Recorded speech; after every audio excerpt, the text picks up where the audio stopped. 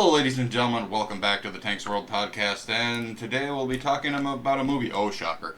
What else do I talk about on this thing? Food. You talk about food.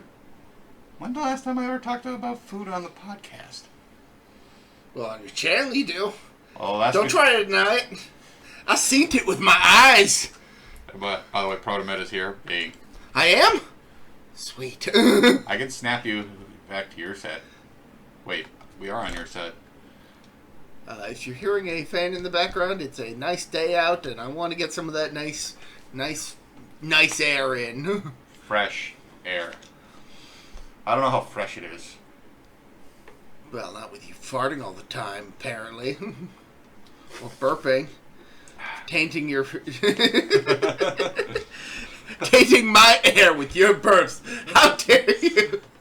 Got a little carbonated last night, and some stuff just go burp. Alright. So, the movie me and Protomet will be talking about today is, well, if we were looking at the thumbnail, is SleepAway Camp. And, it's a movie. Yep. It's a movie. It is a movie. I think it's okay, like little slasher type deal. I reserve my opinions until the very end. Mm-hmm. So, the movie... Boating accident. Yeah? Yeah, the movie basically starts with a boating accident in which a father and his two kids, Peter and Angela, are caught up in a horrific boat accident because the lifeguard decided to let his girlfriend drive the boat. I'm just saying, the girl who's skiing behind the boat is petrified. I think they forced her to go on that.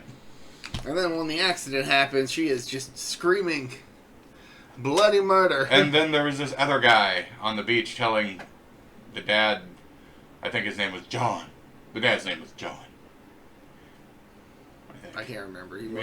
It's not super important what the dad's name was. Just... Yeah. So, 8 years or...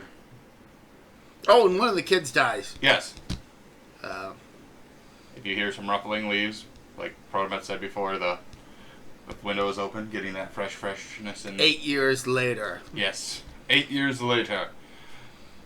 A boy, Richard, and his cousin Angela are, Angela survived. Yep. Getting ready to go to summer camp.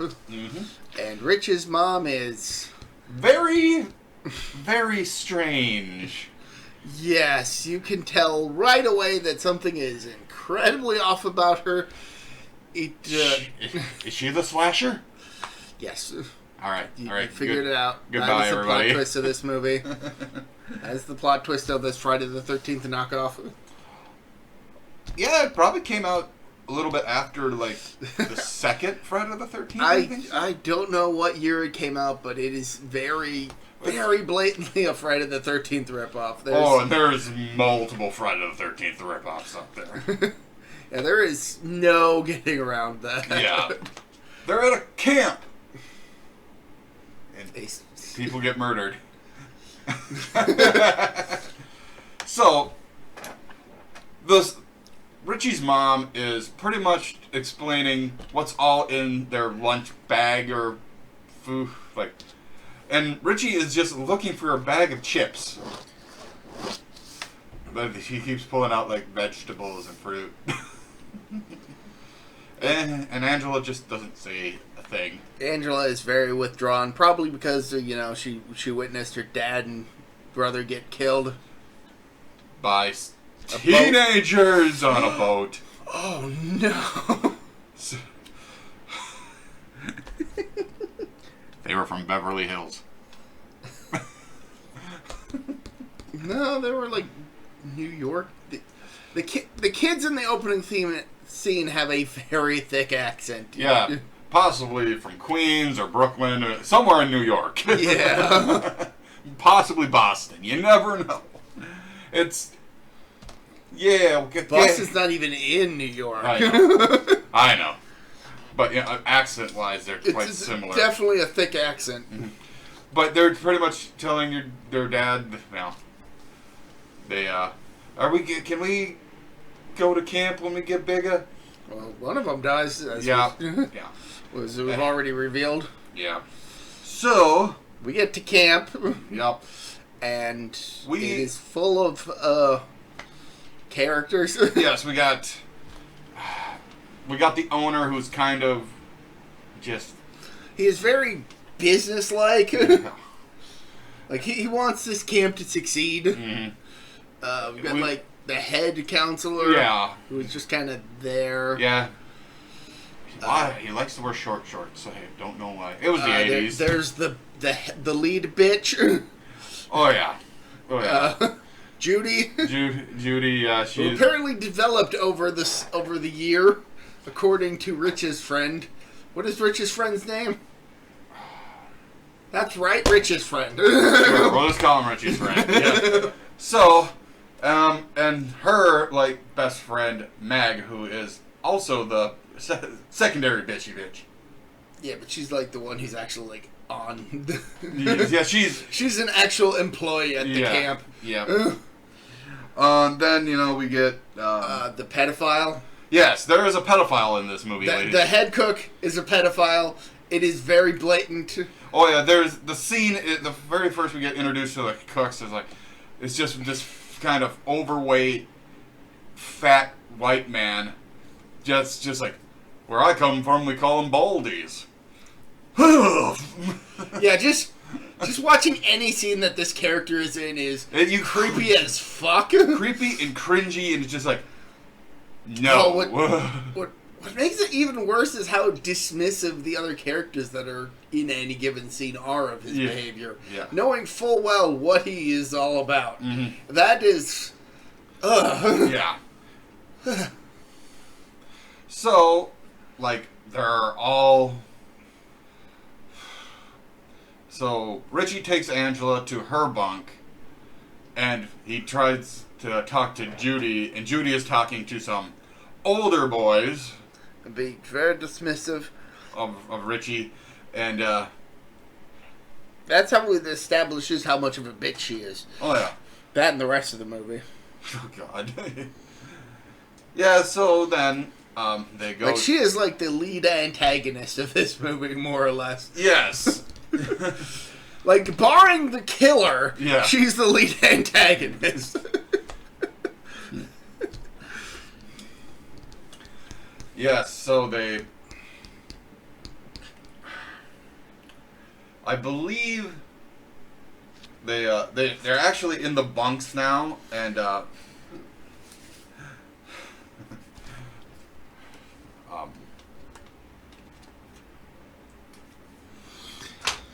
I have lost my train of thought. So let's get to the cafeteria scene where Angela hasn't touched her food for 3 days or something. Yeah, okay. So the lead counselor takes her into the kitchen and asks the head chef to find her something to eat. Okay. Which leads, of course, to what you expect to happen, practically. Okay. By the way, nothing actually does happen, but... Yeah, because that's because Rich shows up and ends up saving Angela from the pedo. Mm-hmm. Yes, so he apparently I found this out on their Wikipedia page. They didn't have a stunt person for when Richie was being slammed against the so he's a 12 to 13-year-old kid just getting kind of abused because the takes weren't getting correct. And I hope the actor's okay, mentally. Well, so Richie saves her his cousin Angela, and sometime later the chef gets basically his knuppets pretty damn. He's cooking up a huge pot of boiling water to make boiled corn for the kids. Yummy. And when the secondary chef heads out to get something, I think he's gonna dump the stalks. Okay. I think. I don't know. He was husking a. No, the husks. Yeah. Anyway, the head chef goes to check, and he's gonna start adding some salt to it. He gets so frustrated because he doesn't have salt, so he goes into the pantry. I think it's a pantry. And he grabs some salt, he salts it up. And while he's in the pantry, somebody sneaks into the kitchen. Mm-hmm. So when the cook's salting the boiling water, the intruder grabs hold of the chair and starts tilting it until finally the head chef ends up toppling over, spilling the huge vat of boiling water all over himself, and has to be taken to the hospital, which means he doesn't die. Fuck! Well, we don't see him in the... It does have some good makeup effects for the horribly burned man. Yeah. So. He still lives on guesstimating. Unfortunately. He might have died from the pain of the wounds. We can only hope. So no offense to the actor. The actor did... he did a very good job in the role he was in. It was just a very icky role. Yeah. There's sometimes actors, like in The Devil's Rejects, Bill Moseley actually talked to Rob Zombie and said, Rob, I'm kind of uncomfortable with this scene. And Rob just gave him some motivation and the scene got done. It was kind of a rapey scene. Right. I haven't seen any of that movie, so I don't even know what you're talking about. Yeah. But, you know. Reputation. So, now back to Sleepaway Camp. But I want to stay home. I don't like going to camp. You ever gone to camp? Not really, but I prefer to stay home. That's where my video games are. Fair enough.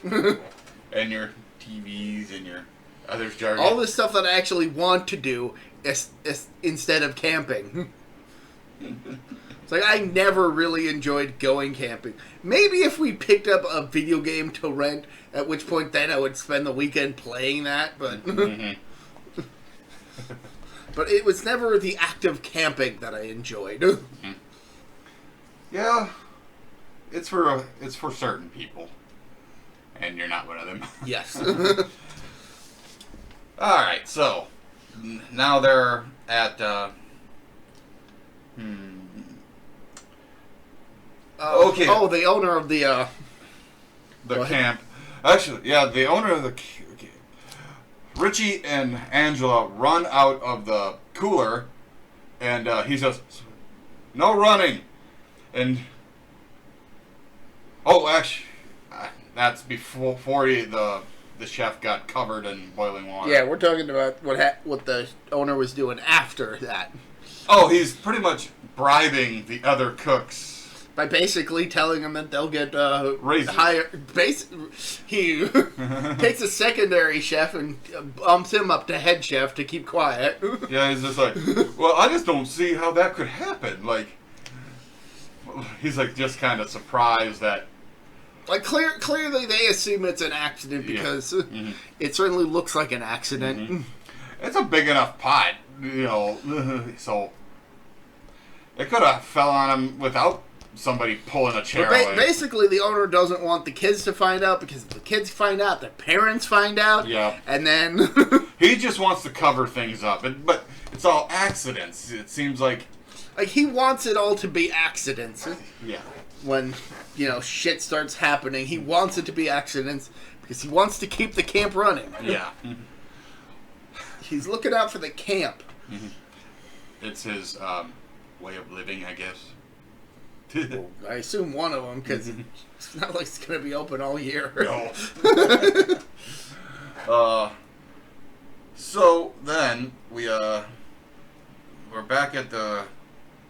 Oh, actually, now we're Richie's giving a speech in their bunk, and there's this kid with his eyes covered with a towel, and it's trying to make him try to do a sit up, but it ends up they move the towel from his eyes and it smacks the kid's butt. I must have blinked during that scene. Yeah, it was like literally like if you blink, it's like the tits in Airplane. Yeah. Fun fact: Airplane has a pair of tits in it, and I kept missing it for years. Like, dude, the boobs are coming up. There are no boobs in this Like movie. even when watching the movie on DVD, I kept missing that until one time I was paying attention, and then the boobs showed up. I was like, so it is in the movie. We've argued over that back in the day. Just like, no, there is a pair of boobs in that. Just quick flash. It's like everything, including Robot Chicken, was telling me that there were boobs in Airplane, and I was just like, no, I've never seen them. You just blink at the most awkward time.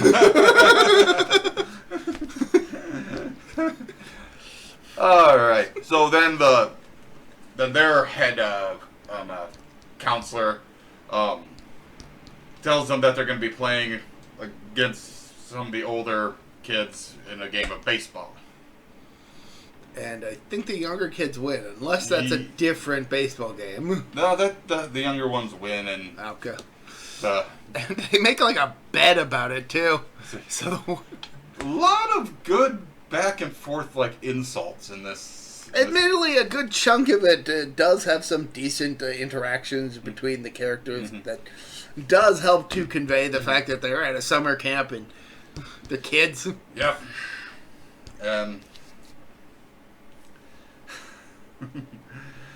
There's a line that says, I believe the pitcher tells Richie to tell him to eat shit and die, and Richie tells the pitcher to eat shit and live.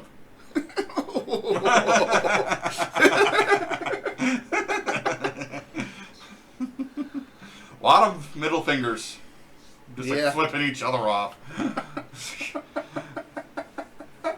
They're at summer camp, you know. They couldn't do that in front of his house, in their houses. Yeah, I bet. You know. Admittedly, this, like I said, this movie has some fairly accurate representations of kids. Exactly.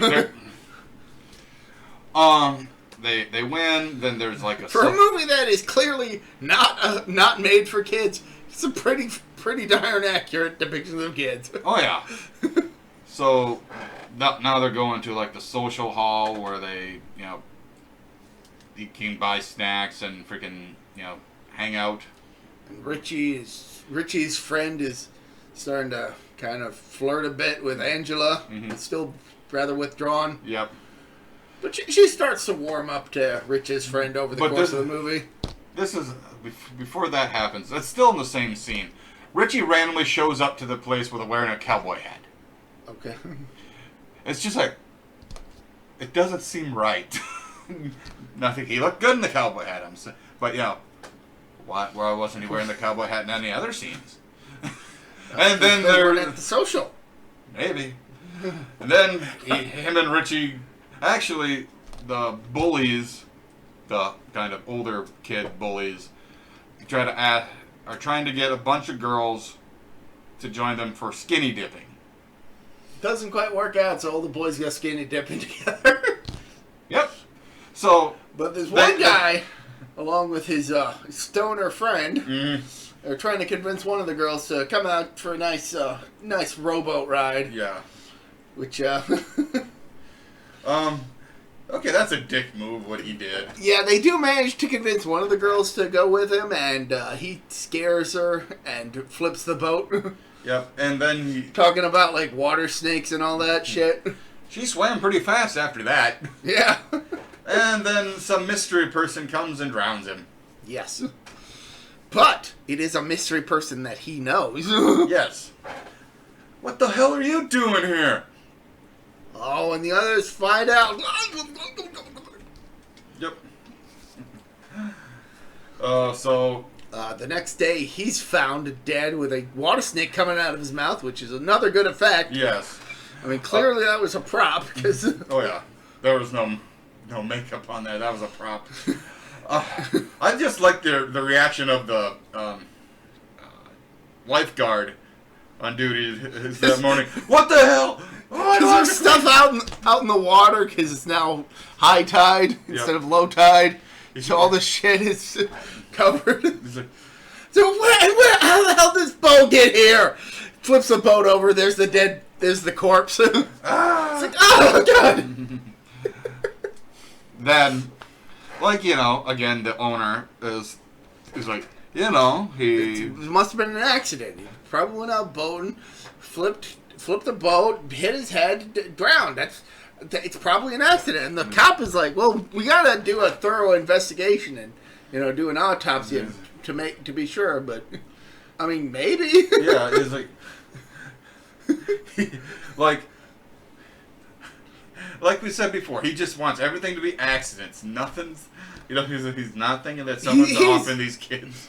He's hoping that it's all accidents, because if it's just accidents that nobody could have seen coming, then it's not an immediate danger to the kids, and thus their parents won't take them out of summer camp.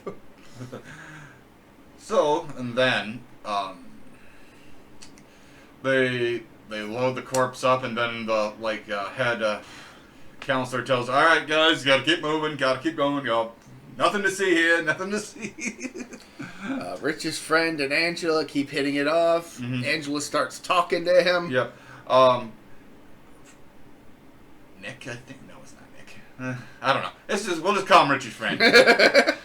So Richie's friend actually has to go back to his bunk, because his bunk leader told him it's time to go back, and he says good night to her, and Angela finally says her first word in the entire movie, "Good night." And then she gets more talkative later. Yeah, but the bitches start noticing that Angela's getting a little bit more attention than the more developed girls. And of course they can't have that, because bitches be hating. Oh yeah. Bitches be hating all the time.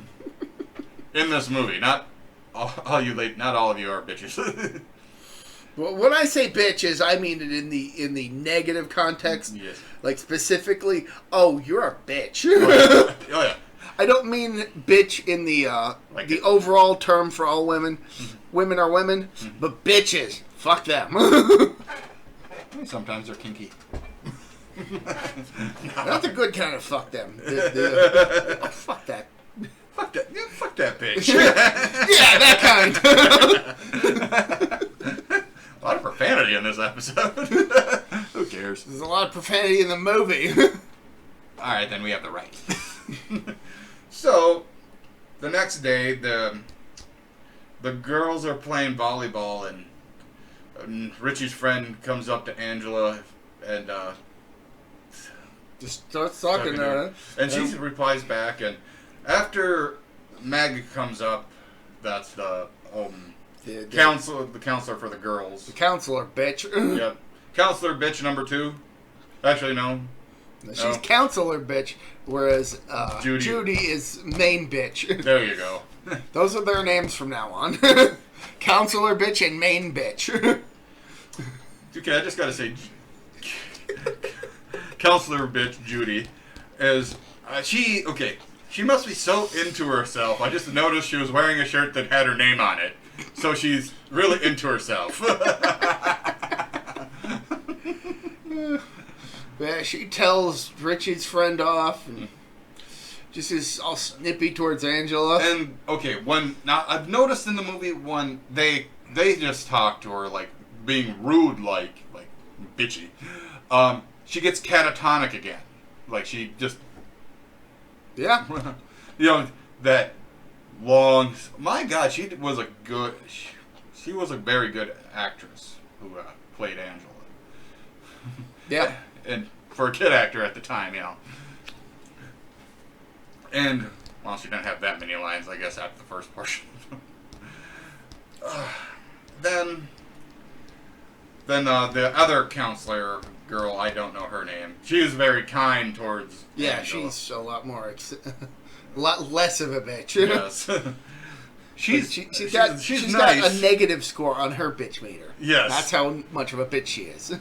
It's like she is furthest away from a bitch. So the level thing is like Megan's like a 9, Judy's like a 15.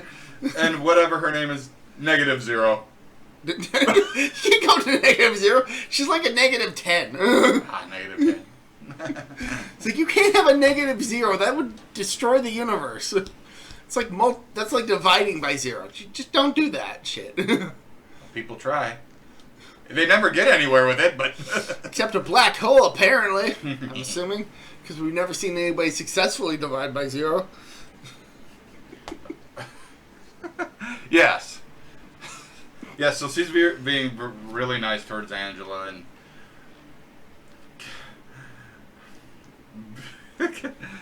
I'm sorry. The shaving cream prank. Yes. Okay, yeah.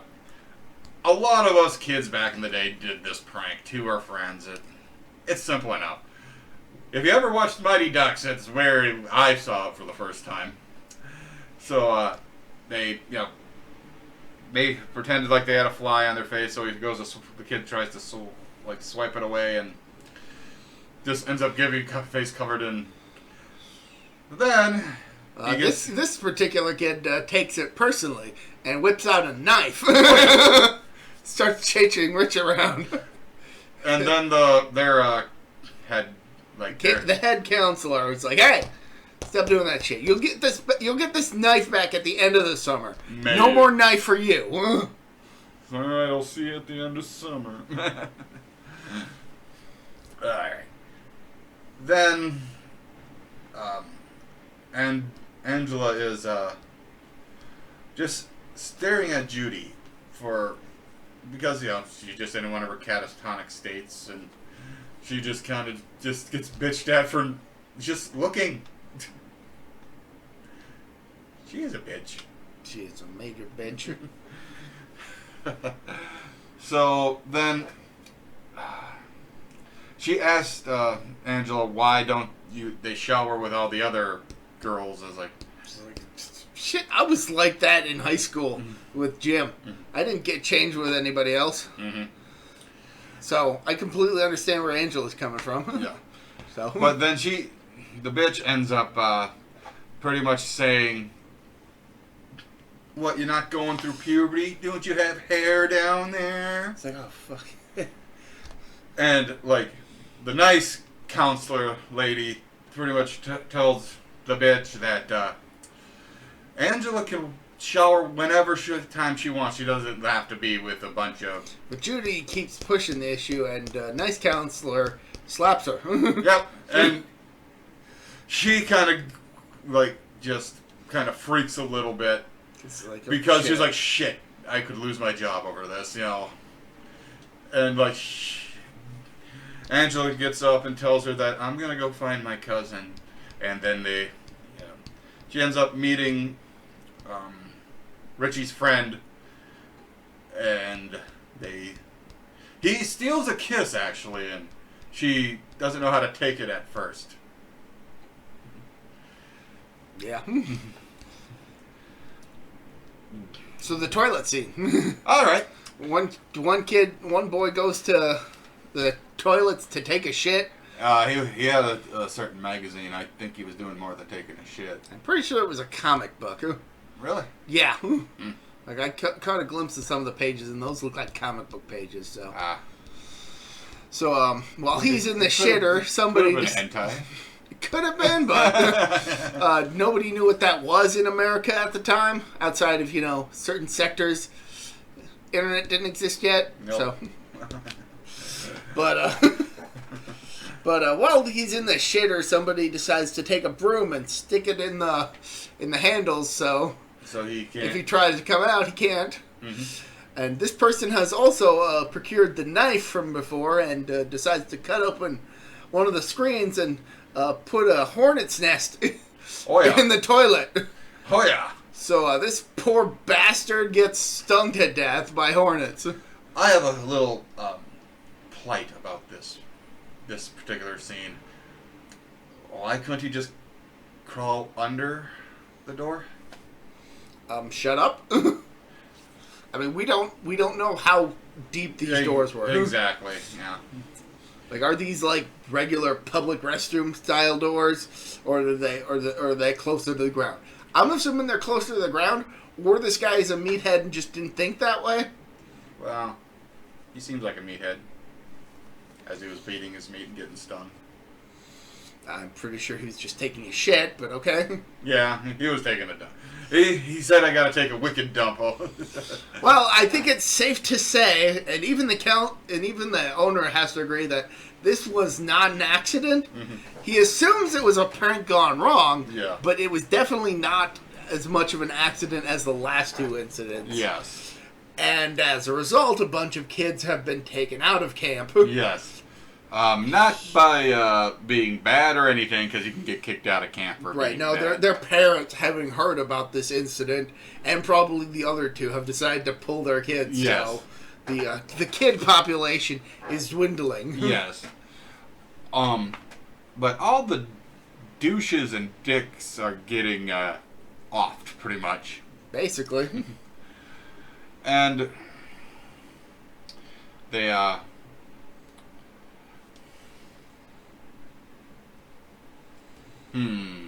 I'm trying to remember what happens next, or which death occurs next, or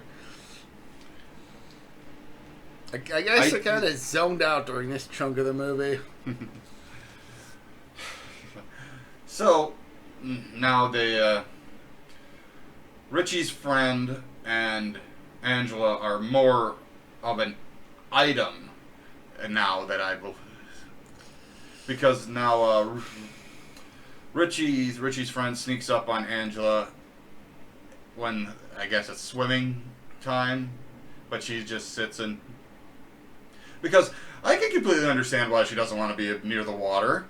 Yeah, that's like everybody acts like a total dick to Angela because she doesn't want to get in the water, and I'm sitting here as like, dude, did you watch the first 5 minutes of this movie? Anybody would be afraid to get anywhere near water if that shit happened. Exactly.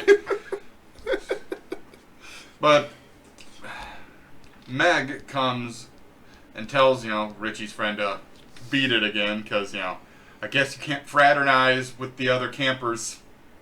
Or some shit. Yep. So then, at that time, she's getting yelled at by bitch. Counselor bitch. And she ends up just like starts shaking Angela, like violently kind of shaking her. And then the head male counselor, he's a little bit lower than the boss, comes up and tells Meg, I need to see you in my office, like after swim class or whatever. You're bullying a child. Come on. Yeah. Don't be that kind of bitch. I didn't expect you to be this kind of bitch. This kind of bitch. So, now, Angela is walking to somewhere, I think to her bunk or something like that, and some of the boys start throwing water balloons at her, and, with being water, she got catatonic again. And right. Oh, that actually happened before the kid got stung up. So that was like that kid. Okay. Okay. Yep. Then, yeah. So the kid gets his comeuppance by being stung up. Richie comes to her rescue and just pretty much curses everybody out, and the owner tells them not to use that language and stuff like that. Right. Yep.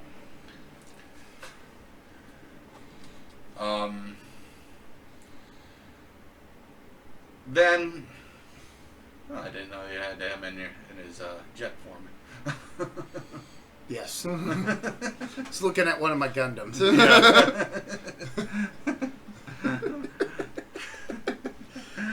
All right, back to the movie. I'm seriously drawing a blank as to what happens next. Do we jump immediately to the toss into the lake? Sure. Well, we can go to that one. Judy and Meg pretty much manhandle Angela and drag her to the lake and toss her in. Yeah. And while Rich is trying to go help, the owner grabs hold of him and holds him. Because, okay, the reason why the owner grabs hold of Richie, because he thinks Richie is doing all this killing. Which doesn't make any sense to us, No. from the viewer's perspective. But it does get explained. Mm-hmm. But, yeah. Angela gets tossed into the water, and she's frantically screaming, and a bunch of kids start throwing sand at her. I think at some point, probably prior to this, Richie's friend tries to make a pass at Angela and doesn't quite go that well. Yeah, they end up making out a little bit, and he tries to undo her shirt. And she pulls back immediately. Exactly. And apparently Judy decided to use that as an opportunity because during a game of Capture the Flag, she just starts a makeout session with Rich's friend. Mm. And Angela and Richie find them. Yeah. And then Angela runs off and, like, she's sad. She's, like, emotionally heartbroken at this point in time. Because she liked what's-his-face's friend. And he becomes very apologetic, and later that night, Judy is making... one of the counselors has to take some of the kids into the woods for a small camping trip. Mm-hmm. Meg and another counselor have the night off, and because of that, Meg and the owner try to get a date. Yeah, the owner invites Meg to dinner since she's off. Yep. And she agrees. Mm-hmm. Question. We have no idea how old Meg is. I know she's definitely older than the others. But I'm under the assumption that she's an adult. Yeah. Sure the fuck doesn't act like one. But, she tries to go and shower. But there's a long line for the shower, and you might think that that's Angela's fault, but no, she's actually just sitting on her bed fully clothed. Yeah. So, it's not her fault, it's just a long line to the shower. So, Meg decides to head to the shower the next bunk over. And it's because of people getting offed and people going home. There's a couple abandoned bunks now. Yeah, because all the kids that remained have basically been grouped up into however many bunks they can. Maybe three. However many cabins they can fit them in. So Meg is showering and humming and all this. Then she gets stabbed through the plastic barrier between rooms, I guess. That's a sharp knife then. It must be. Jam. Whoever the murderer is actually was smart and cleaned the blood off of the knife. Yeah. Not that it really matters, because the knife never factors in for the rest of the movie, unless we're talking like the climax. But we'll get to that. Yep. So that's a thing. Judy now is making out with one of the older boys. The owner actually comes back to look for Meg because she's late. Mm-hmm. So he goes, asks some of the counselors who are at the social where she's at. She's like, I don't know. Meg. So then the owner goes to check on Judy. Yeah. Because she and Meg were friends. Yeah. As the door's opening up, Judy and the stoner guy are making out on her bed, and then all of a sudden they hear somebody coming. And then he bolts under the bed, and she's like pretending to read a thing. He goes, "Have you seen Meg?" Not since she went to take a shower a few hours ago. Huh. Okay. Well, if you see her, tell her I'm looking for her. Okay. He leaves. The guy who is hiding under the bed, he decides to book it just in case anybody else decides to come by. She's like right away. Well, he goes, we'll get together tomorrow night. I don't think so. Okay. She a hoe. She definitely a hoe. But then she spends the rest of the night curling her hair, and then somebody comes in, punches her in the face, and then uses the curling iron to kill her somehow. It's done completely in shadow, so we have no idea what's actually going on. We can make assumptions, but nothing is definitive. That hot thing went up somewhere. I'm sure it went somewhere. I just don't want to imagine where. Let's move on. They stabbed her in the kidney. Sure, let's go with that. But around this time, the owner finds Meg. Okay, this scene cracked me up. Because you'd think the body would have just fell, like, after being stabbed, just kind of collapsing. Apparently it was just kind of clinging to the shower curtain until the owner showed up, at which point him walking past was enough to cause the shower curtain to collapse, revealing Meg with a huge gash along her back. And he's like, no, not Meg, not Meg. I'm gonna get him. I'm gonna... So now the owner is convinced he knows who the killer is. Yes. The owner tells everybody about what happened to Meg. While we cut back to the counselor who's taken some of the kids into the woods. Yeah. He has been telling one of the kids not to play with an axe. Yeah. Because it's dangerous. It's an axe. It's sharp. Yeah. The kid goes right away, I'm not doing nothing. They set up camp. They go to sleep. A couple of the kids wake the counselor up because they're cold and they want to go back to the camp. Mm-hmm. So he takes them to the car, take them to the camp, drives them back to the camp. By the time he gets back, the axe is gone and the kids have been chopped.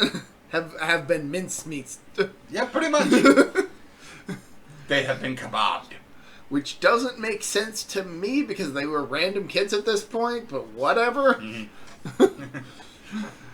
Well, let's see here. Let's say Jason. Why does he kill? Well, Jason is a killer. Mm-hmm. You see, it's complex. You got to be a real big brain to understand it. You see, it involves metaphysics, and I don't fucking know. I like how you were going, though. And me not have big brain. Me have tiny brain. It's very complex. You gotta be really smart to get it. No, we don't know why these killers kill. Like, at the very least, there's been a through line of the accidents that have occurred throughout this movie. They've all involved somebody who has wronged Angela. Yes. So we can only assume that these boys that got butchered were also mean to Angela, because otherwise there's no explanation for why they're dead. Exactly. So that counselor goes back to tell everybody else. The owner basically...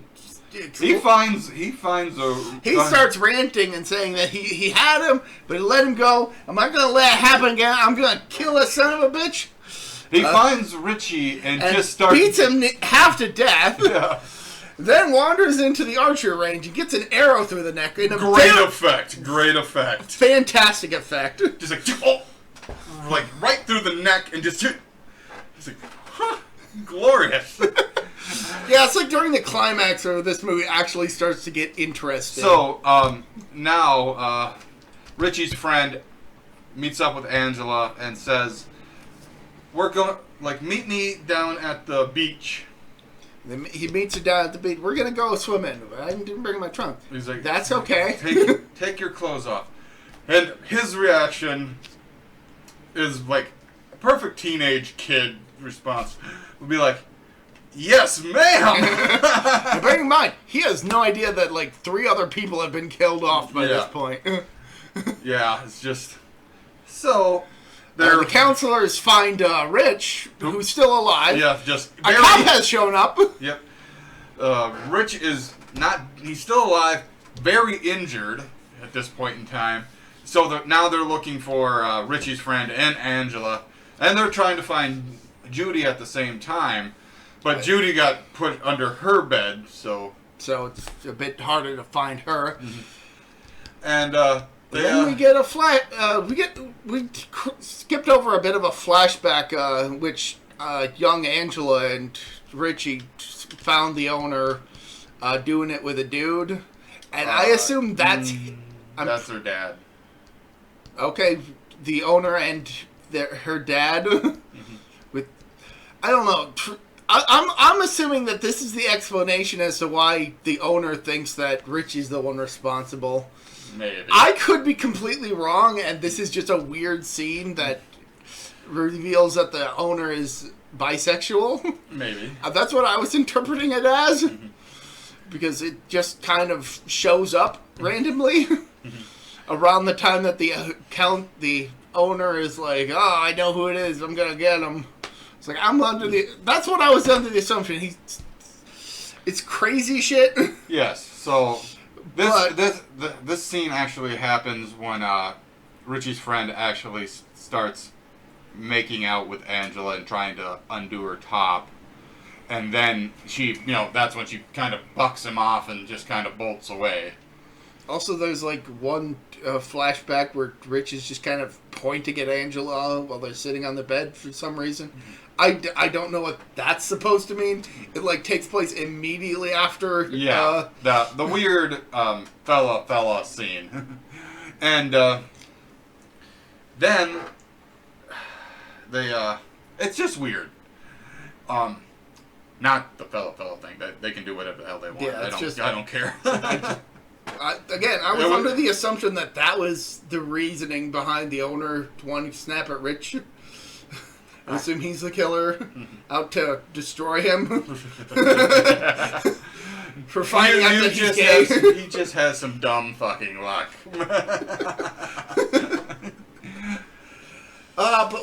But just before the end of the movie, we get another flashback of Angela with Rich's mother. Yes. Who is excited to have a girl in the house because having two boys it just isn't right. No. So it's a boy and a girl, and her name's Angela now, isn't it, Peter? And then we get the big reveal. So pretty much the counselors are looking. They find Angela starch naked with a now dead Rich's friend. Yep. It's just his head.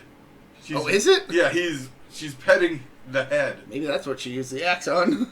And they see her. She stands up, holding the knife, and just screaming. And we get a zoom out revealing that she's a boy. Okay, whoever has. And then the movie ends. Yes, if nobody has ever seen this movie, they all know about this particular scene. That is literally the only thing I knew about this movie going into it, and it was all because of a Robot Chicken sketch. Somebody remembered this movie! And having seen the movie, I now understand that joke even better. Yes. Because holy hell, this is a rather forgettable movie. Yes, it is. It's, in my opinion, it's not great, but it's not bad at the same time. It's enjoyable, but it is ultimately just a ripoff of Friday the 13th that doesn't do anything special aside from the literal last minute. Exactly. That's pretty much... That's the only thing that has it stand out in the plethora of slasher movies that came out at the time. Mm-hmm. Like, I believe it was... No, Nightmare wasn't out yet. I don't know when this movie came out. Me neither. But it's 100% of just a ripoff of Friday the 13th with the camp setting and just not a hulking man, hulking hillbilly looking man. No, it's a diminutive boy who's pretending to be a girl because emotional damage. Because his aunt is crazy. Yeah, okay. Like we said earlier on the podcast, Richie's mom is fucking nuts. Yeah. Like, we don't understand the depths of it until this particular flashback just before the ending. Yeah. It's like, oh, that's fucking nuts. Yeah. We can't have two boys in this family. We gotta have a boy and a girl. Ooh. Two boys aren't right. Yeah, this is a messed up movie, but ultimately forgettable. Yeah. I'm glad I've finally gotten around to seeing it, see what all the fuss is about, and it's much ado about nothing. Yeah. It's a very forgettable movie. Aside from, that ending. Yeah. Okay. Apparently, the actor who played Angela in that final scene has not come out of, like... Yeah, because we get a full frontal shot right at the end that is clearly not Angela, yeah. or at least not the actress who played her. Felissa something. Yeah, Felissa... I can't... Like, you can tell just by looking at her face how fake it is. I was under the assumption it was a dummy, to be honest. Because of how fake it looked. It's a mask, and it's like a mold of, like, Angela's face. Right. But they just made the mouth very wide open. Yeah, that's why it looks so unnatural. Because it's unnaturally wide. Yeah, she's holding a knife, just kind of growling or something. She's kind of screaming, shouting, or I don't know. Fucking A. Guttural roar. It's like, that's a shot that the movie ends on, because the credits, like, it goes, just like basically take the final shot of Angela's face and just tint it green and have the credits roll over it. And yeah, it's a very forgettable movie, but if I would say at least give it a watch at least just once. Right. And have your own opinion on it. Yeah. And again, having finally seen this movie that I had known about the plot twist going into it. I saw the Robot Chicken sketch. I watched a Wang video from like it was like either earlier this year or last year that was basically Oops All Kills. Yep. Like one of his entries in that series. And I forgot a whole lot about that, so... Like, I forgot I had even watched that until the scene with the head chef, because he uses the head chef's disfigurement as the thumbnail. It's like, where have I seen that before? Oh, right! I completely forgot about the rest of this movie. Oh, yeah. Yeah, so, that was our opinions on, Sleepaway Camp. I will give the movie some credit. It's probably the only, camp-related slasher movie where the kids are actually present. Well, one of the Fridays. I know, but... Yeah. It's like, it's more a case of Jason kind of happens to go to the camp at that point. It's not like he's centering his murders there. It's like... Yeah. And it's not like the kids are in any real danger because Jason don't kill kids. No, the closest he came was trying to off Tommy Jarvis, and that was in the fourth movie before he became a zombie. Well, Tommy was a little turd. True, but an ingenuitive little turd. Yep. Oh shit. It's just a shame they never made any past that fourth movie, huh? Yeah, I know. What the hell? Even that nightmare thing, you know. Inside joke. Watch Protoball's podcast. Or listen to it, I suppose. I mean, you could watch it, but you'd be looking at a movie poster the entire time. Yeah, do something else while you're listening to our stuff here. Yeah, just enjoy listening to it. Yeah. And watch us go on tangents, or listen to us go on tangents. An hour-long tangent, and then we get back to the movie. Okay, I don't think it's ever been an hour-long tangent. No.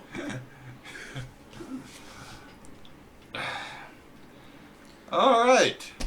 Yeah, so, I don't really have much more to say about this movie other than that it is a movie that exists with that particular plot twist, mhm. and that's really the only thing one can say about that movie. Exactly.